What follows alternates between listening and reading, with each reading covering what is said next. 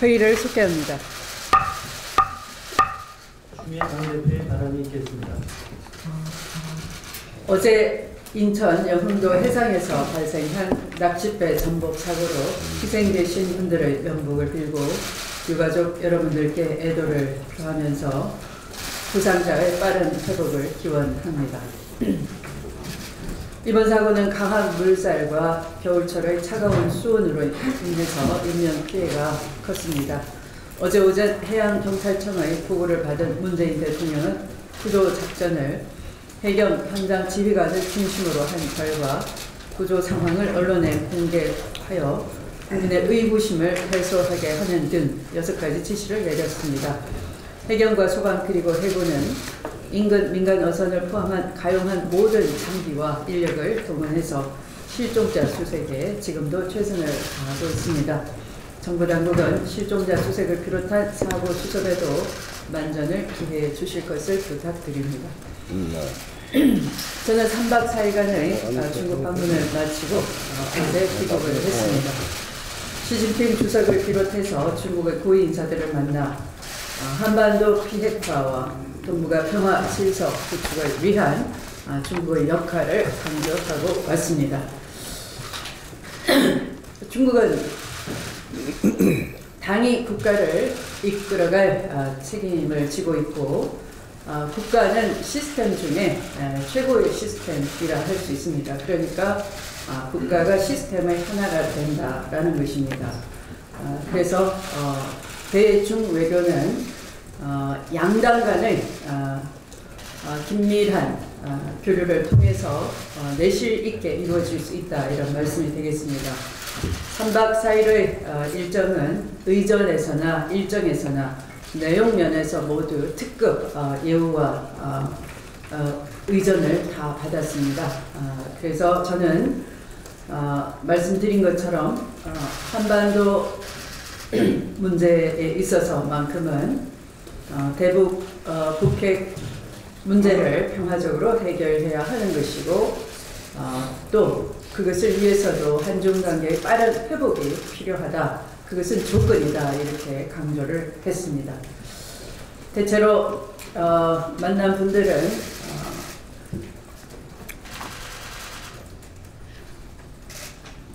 갑자기 빨리 말을 하려고 하니까 호흡이 끊기네요. 작츠징과 후진타오, 시진핑 이렇게 3대의 전략을 책임진 아마 당대의 탁월한 전략가를 할 수 있습니다. 국무위원 중에 2인자라 할 수 있는 왕후닝 국무위원을 만나서 전략 대화를 한 셈입니다.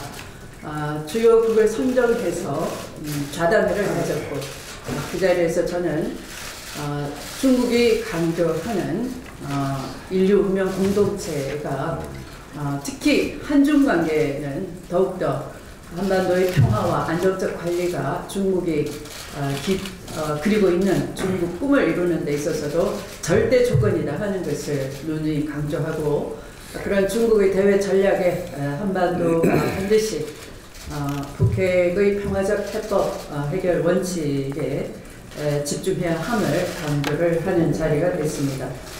또한 외교를 담당한 양제츠 국무위원이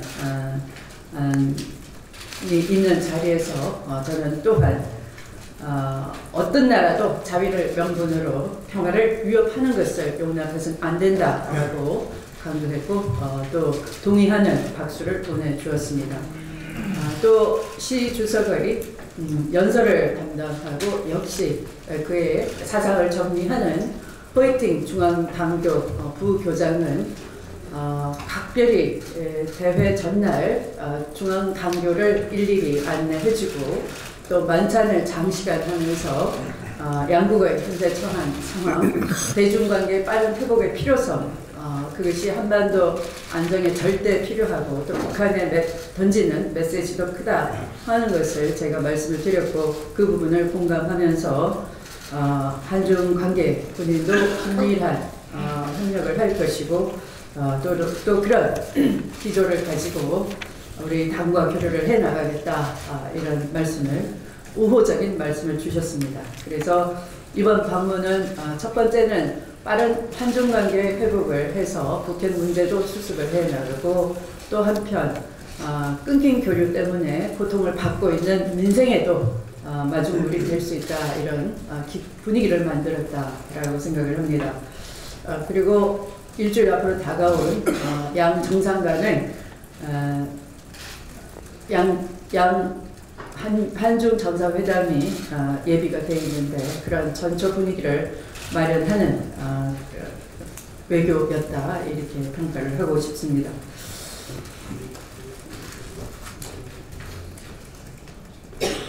지난주 75일 만에 북한 미사일 도발에 따라서 한반도 안보 정세가 다시 심각해지고 있습니다.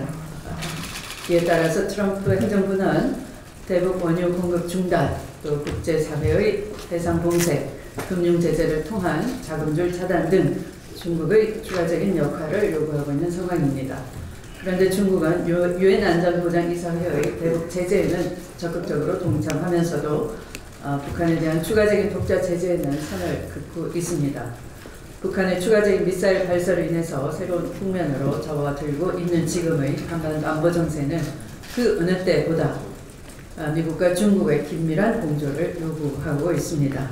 이번 달 중국을 방문할 예정인 문재인 대통령도 국제사회의 공조를 통한 강력한 대북 제재와 함께 북한을 대화 테이블로 나오게 하는 적극적인 외교 노력이 병행되어야 함을 강조할 것입니다.